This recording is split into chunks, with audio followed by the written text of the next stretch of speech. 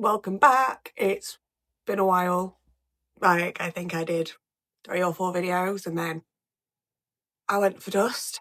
I said at the start I was only going to do this whilst it was fun, and as much as I love doing it, life got in the way and I just couldn't make it a priority, which I am trying to resolve in 2026, which is one of my goals for the year. But I thought we'd keep it short and sweet for the first video of the year, and in doing so, I'm going to introduce you to my TBR jar. How cute is this? It's from Etsy, and I think it's a little planter. Oh, there we go.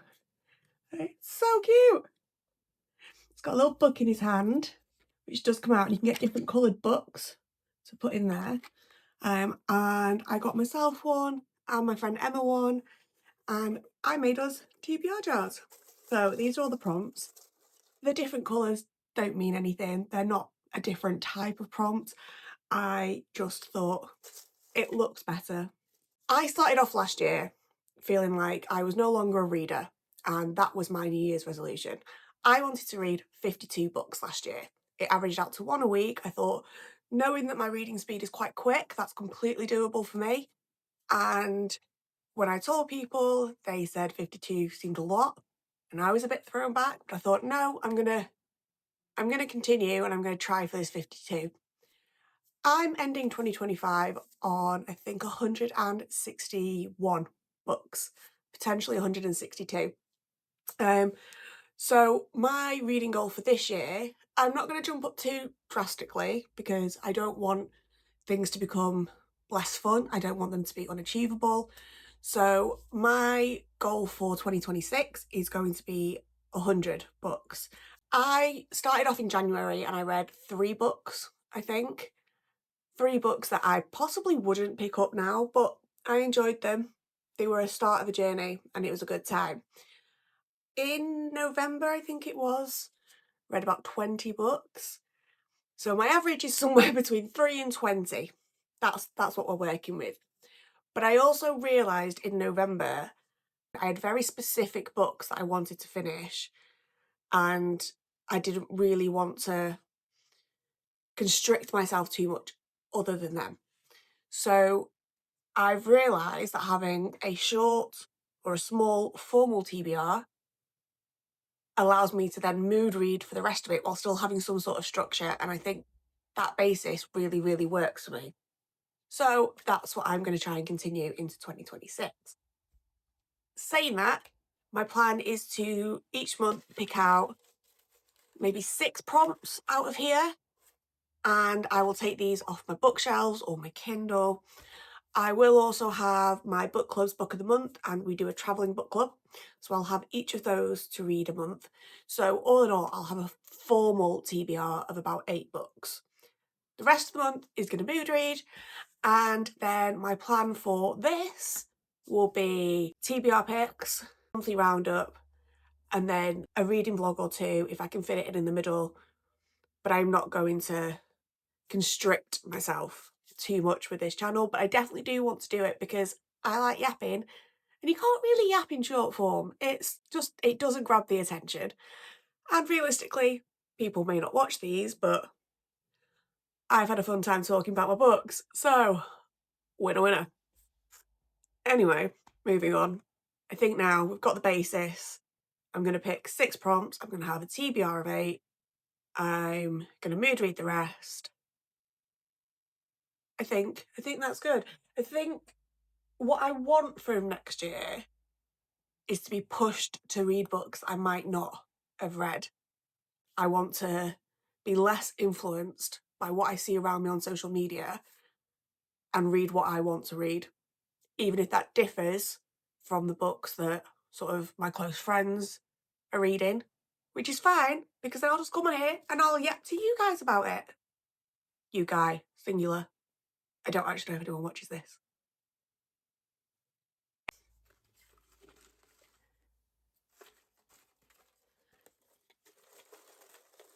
Look at his little happy face.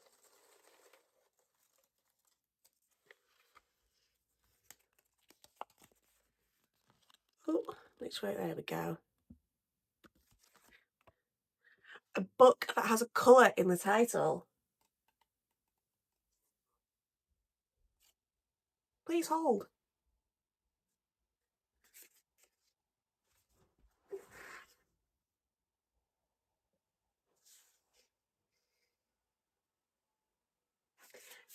This is why I wanted to do this. Because it is definitely pushing me.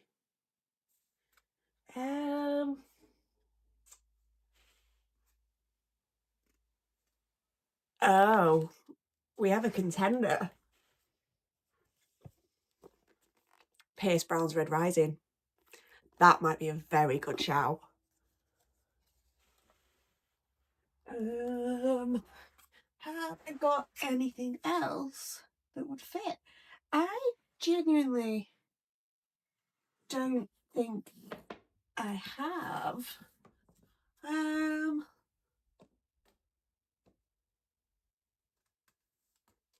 Let me just check my Lima crates. Oh. Metal Slinger, Red Bat, Bury Our Bones, Bleed a Crystal Bloom, Rose in Chains. Rose is technically a colour, so that could be an option. Language of Dragons, I can't read that yet. Poppy War, Dragon Rising,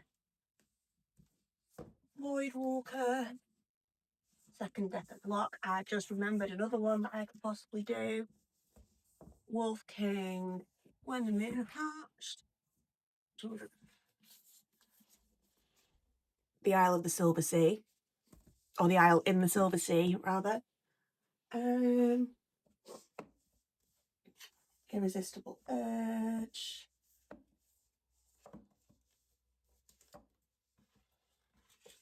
Catabasis, Catabasis, however we're saying that. Rather Vengeful Accord, Bookshop Below. So, that wasn't graceful. These are the three options for a colour in the title. We've got Red Rising, Rose in Chains, Isle in the Silver Sea. Now, because I then found this one, I do feel like Rose in Chains is pushing it a little bit. So I'm going to put this one back.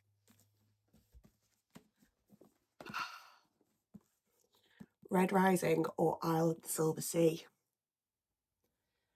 See, I keep seeing this everywhere. And I am so intrigued to read it. Also, this looks really good. Oh. I think it's going to be Red Rising. Yeah, I'm going to go with Red Rising. And then Isle in the Silver Sea might just be one of my wildcard sort of mood read choices afterwards. Pick 4 has a colour in the title. We've gone with Pierce Brown's Red Rising. Oh, this is the best idea I've ever had. Nope. Ladies first.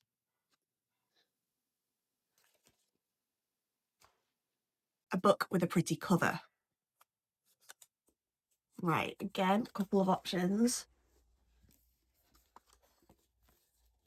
Beth is Dead, which I didn't think got released till January, but it turned up on my door the other day. Do you know what? We're going to put The Isle in the Silver Sea back on the list because it's an Alima crate and it is stunning. What? Oh. I feel like Void Walker should go on because that is one of the best covers I think I've ever seen. So Void Walker was, I think, September's Alima crate. And I know August, and it was my first Alima crate, and it is stunning. Like the holographic letters, the sides all holographic. We've got end papers and the naked hardback as well. It all just, it really works. Fiona Mara is a smuggler. Amtel is the reason her people fear the dark. A thief carries stolen magic between worlds, stockpiling funds to keep her village free from the blood sacrifices human have paid to Amtel's immortal species for centuries. Only legends whispered through the pine forest recall a time Only legends whispered through the pine forest recall a time when things were Only legends whispered through the pine forest recall a time when things were different, before one world shattered into many and the flesh-devouring beasts crept from the cracks between realities, with their sable antlers and slender tails, lethal claws and gleaming fangs. Now mortal lives have become food to pacify their carnivorous overlords, exchanged for the precious silver energy that fuels everything from transport to weaponry. When Fee is hired to smuggle a bomb into the capital, instinct tells her the risk isn't worth the pay, but the entreaty of a long-lost flame guilts her into accepting. So the heist goes down terribly wrong, and she finds herself thrown at the feet of the reigning immortal as payment. She's always known the dangers of her trade and of the power she's wielded since childhood, allowing her to see the secret doors between dimensions, to walk the void itself, but nothing could have prepared her for meeting Ansel, for the deal she'll have to make with him and what that deal will ignite. A revolution and a temptation for how sweet the monster's fangs feel. I've also got Beth is Dead, which is a thriller, completely out of my usual genre, but it is a retelling of Little Women, which is my all-time favourite book. Beth March has been murdered and all her sisters are suspects. On New Year's Day, after a wild house party, Beth is found dead in the woods. Jo, Amy and Meg are determined to unmask the killer, but as each of the girls' own potential motives are uncovered, the March sisters discover they might not all be as sweet as they seem. Jo, an inspiring author with a huge social media following, did she kill her sister for the story? Amy, could she murder for the family money set aside for Beth? Meg, everyone suspects her boyfriend of the crime, but how far would she go to protect him? Then there's the girl's father, who killed off Beth in his best-selling novel Little Women, and then disappeared. And neighbour Theodore Lawrence, Meg's manipulative best friend, Amy's flirtatious mentor, and Beth's heartbroken first love. Beth is dead, but who did it? And then the cover really upset me that this didn't come in a hardback special edition, because I think it would have been stunning with like pink sprayed edges. But it is just a simple paperback. But this is kind of textured. And then the last option, Island of the Silver Sea, which is another Illuma crate. And it is just stunning. Again, we've got the end papers and the naked hardback. In an England fueled by stories, the knight and the witch are fated to fall in love and doom each other over and over, the same tale retold through hundreds of lifetimes. Simran is a witch of the woods. Vina is a knight of the Queen's court. When the two women begin to fall for each other, how can they surrender to their desires when to give in is to destroy each other? As they seek a way to break the cycle, a mysterious assassin begins targeting tales like theirs. To survive, the two will need to write a story stronger than the one that fate has given to them. But what tale is stronger than the knight and the witch? No, I'm doing it. I'm going to go with Beth is Dead because I pre-ordered this nearly a year ago, I think. I've been so excited for it. It is out of my usual wheelhouse. It is based on my all-time favourite book. And I also think if I don't read this whilst I'm excited about it, it will get lost in with my usual fantasy type books and I won't read it. So for a book with a pretty cover, we've got Beth is Dead by Katie Burnett. Really enjoying this. Right, number 3.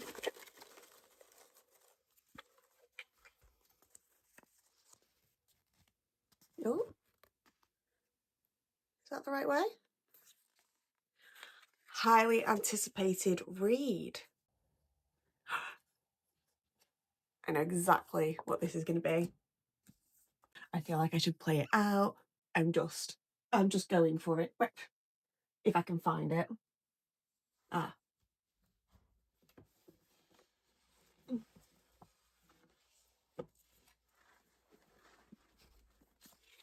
The Bone Season by Samantha Shannon for a highly anticipated read.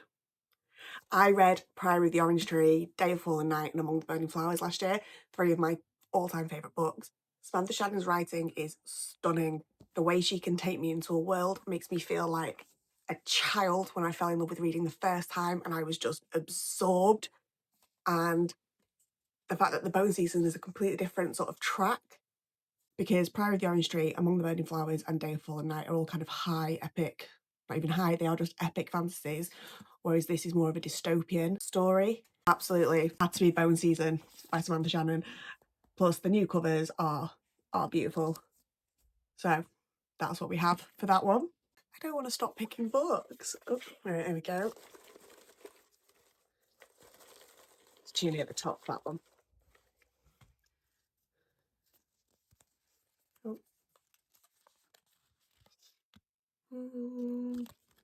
Oh, that's upside down. There you go. Anyway, there you can see it, can't you? A book with green on the cover. Obvious one. Was it on the cover? Yeah. House of Beating Wings by Olivia Wildenstein. Spark of the Everflame. Where else could I go?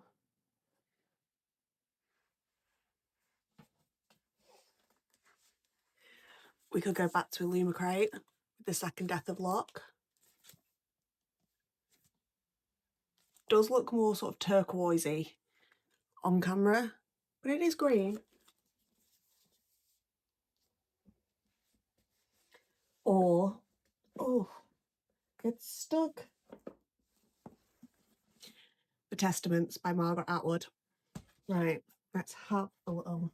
I didn't really mean to get 4 out, but. So, we've got Spark of the Everflame. All her life, healer DM Bellator has yearned to escape her tiny village in Imarian, a realm ruled by cruel demigods known as the Descended. Although her parents have always tried to shield her away from their brutality, DM's world changes forever when her mother goes missing, leading her to uncover a dangerous secret that links her family to the dreaded Descended in ways she never imagined. The journey to unravel the web of mysteries DM's mother left behind is long and treacherous, and it soon leads her into the dark domain of those who rule her world, the Descended's royal palace itself. With the dying king's handsome that's hard to say. With the dying king's handsome, enigmatic heir watching her every move, and a ruthless rebel alliance urging her to join the looming civil war, DM must reevaluate everything she thought she knew to save her loved ones, and finally discover the truth about her world. House of Beating Wings by Olivia Wildenstein? All her life, Fallon Rossi has been mocked by her half-humanity. Nearly every pure-blooded fairy at court has looked down on her for her curved ears, lack of magic, and fondness for water serpents, but never Dante Reggio, the Prince of Luce? The flirtatious royal has held Fallon's heart ever since Dante gave Fallon her first kiss. But as doubts creep in of how a fey prince and a halfling could ever have lasting happiness together, Fallon finds hope in an oracle's prophecy. She will be queen, but first she must free the crows. Confused yet determined, Fallon embarks on the hunt that could give her everything she wanted but couldn't have: power, respect, perhaps even acceptance, and most desirably her prince. Unknown to Fallon, her quest will unleash more than just her destiny, and when the ancient demon awakes, he plans to have Fallon all to himself. See, I picked this up randomly in a walk. Why is it cracking like that? It's all stuck together. Oh, I don't like that.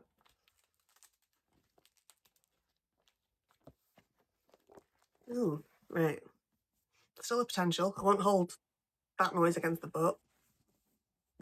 Second Death of Locke, another Illumicrate one that I was so excited for and I've just not had a chance to read. Grey Flynn has dedicated her life to her mage, Keir. She will be his blade on the battlefield, his healer and protector. The deep well of raw power inside her is Keir's to use. Grey would do anything for Keir, be anything for him, if only he would ask. When a quest to protect the child of an enemy kingdom pulls them into dangerous heart of their nation's war, Grey and Keir will need to decide what they are willing to sacrifice to protect their secret. For Grey is no ordinary magical well, but heir to the lost island of Locke, the root of all power. She dies, or magic dies with her.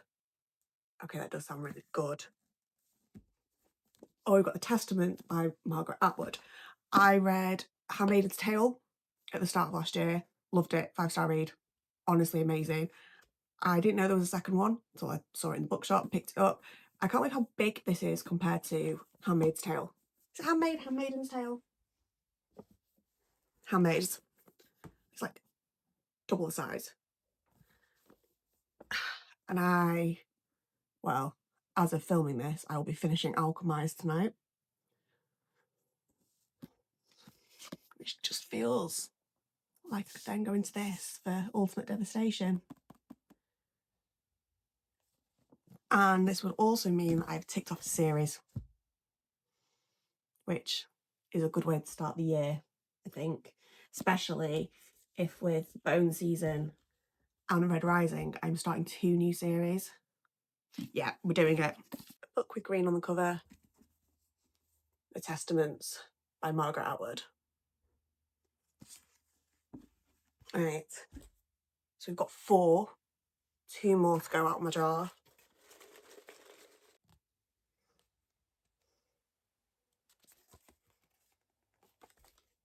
A book we've had for more than a year. I got all of my books starting in January last year, so. No, I have. I've got one on my Kindle. I don't know where my Kindle is to tell you about it. It's called Nova.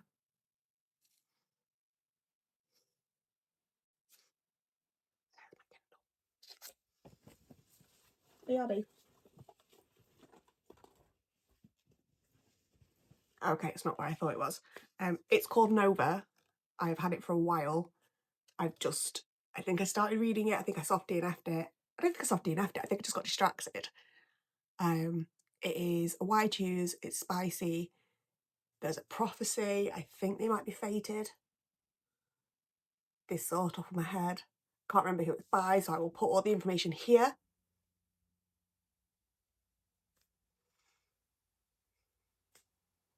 And then we're on to our last bit. The first word in the title starts with a vowel. Right, so we're looking for A-E-I-O-U. So, none of the ones that I've used for other options would work. I should have also really had my Kindle to hand for this, because that would have helped. Oh, we've got,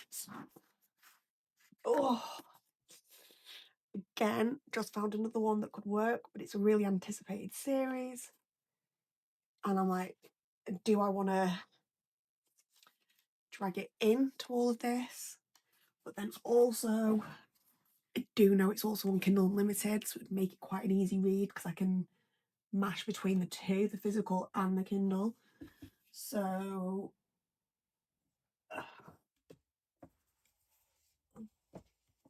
right. A Tongue So Sweet and Deadly by Sophia St. Germain.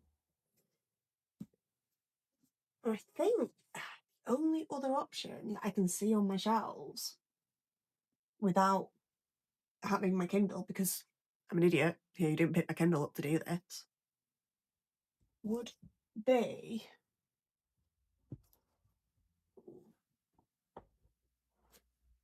A Dawn of Onyx by Kate Golden. And I think out of the two of them, it's not really even a competition. It's A Tongue So Sweet and Deadly, because all I keep seeing such good things about it. So, for the first word of the title starts with a vowel, we're going with Tongue So Sweet and Deadly by Sophia St. Germain. So, all in all,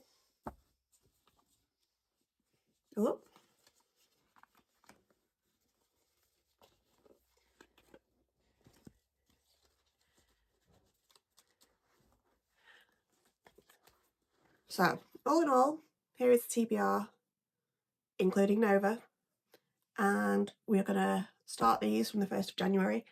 I then also have, once again, please hold, BRB.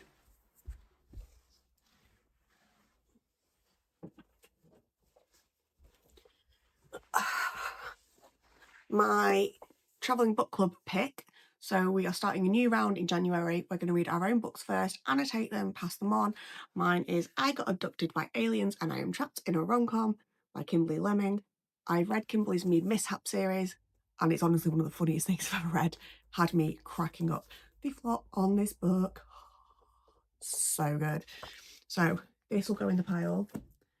I have then promised Emma that I will read her number 1 favourite series of all time.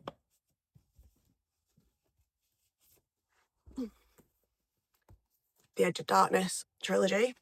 So that's going on the stack. And then there is the book club's book of the month, which was picked by Kimberly. I can't remember the name of it. She's going to shout at me for that. Again, I'll put the details here. So all in all, we've got 3, 4, 6 from the jar, 2 from the book club, 3 from Emma, 11 books in total, starting January 1st. Stay tuned to see how these go. If you have got to the end, thank you so much for watching and listening to me jabber on. Hopefully this hasn't taken too much time out of your day, but I really appreciate you sticking around, if anyone has done. If you have got to the end, leave me a comment. If you don't have anything to say, then leave me just a book emoji. That's where we're at. And I will hopefully speak to you all soon. Bye!